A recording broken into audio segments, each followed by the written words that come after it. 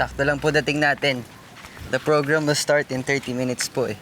Siguro, tara na sa auditorium para makahanap tayo ng magandang upuan. Kaya Pwede lang naman po. Hindi, yung papa mo kaya lang nakapark na kaya siya. Hintayin na lang natin siya dito.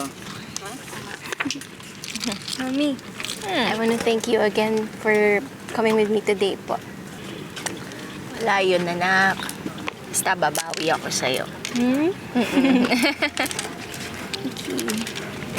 Ma, La, sandali lang po ah. Kinakabahan ka ba? Hindi po. Hindi, kailangan na po natin pumunta sa auditorium ngayon na po. Ah, sige. Opo, tara na po, tara na po. Tara. Bilisan po natin. Teka, pamilya yan ni Anton Rosales, ah.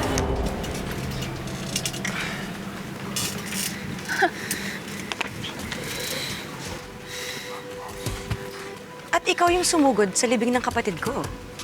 Siya nga yun. Kayo yung mga walang niya. Ginagawa niyo dito. Hoy, Locaret. Ano naman ang karapatan mo para tanungin kami ng ganyan? Sa'yo ba itong campus? Sorry, Norman. Arya, Ikaw si Norman? Kilala mo siya? Siya yung liniligawan mo? ma, mag-i-explain po ako. Arya, pasensya ka na. Norman, wag na wag kang hihingi ng pasensya sa babae na yan. Ayan!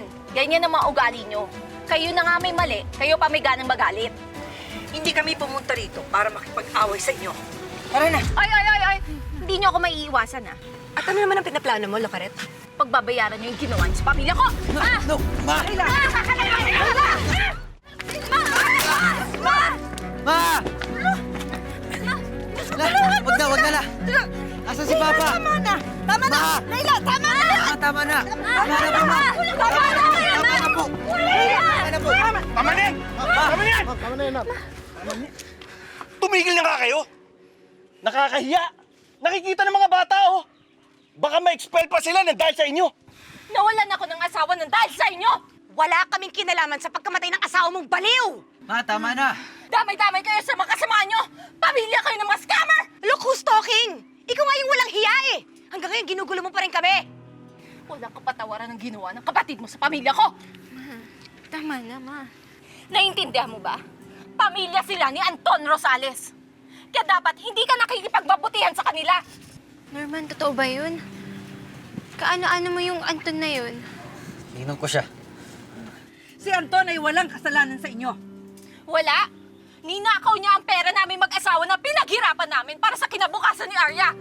Pare-pareho lang tayo na biktima! Hindi! Kami nahihirapan.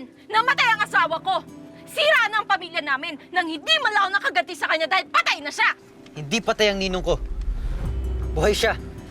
Ano? Ano sinasabi mo? Andun ako sa libing, ah. Kahit kailan, hindi nawala sa buhay namin si Anton. Sa puso, sa isip, nanatili siyang buhay! Kaya huwag kang magsasalita ng masama laban sa kanya.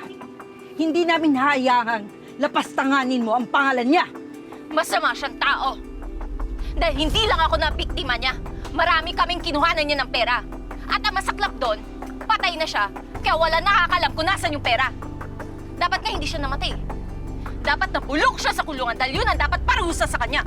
Ay, gusto mo pa ng round 2? Kahit round 2, hindi talaga kita aatrasan! Tama na! Alam mo, at ito Norman. Tigil-tigil mo na ang pakikipagkita mo dyan sa babae na yan. Mas lalong ayoko lumapit ka sa kanila. Ayoko mahahawa nila tayo ng mga dugong magnagadyo. Ano, tinitinin Tara nyo na. dyan! Mga marites kayo! Yung palabas na sa auditorium mula dito! Tara na.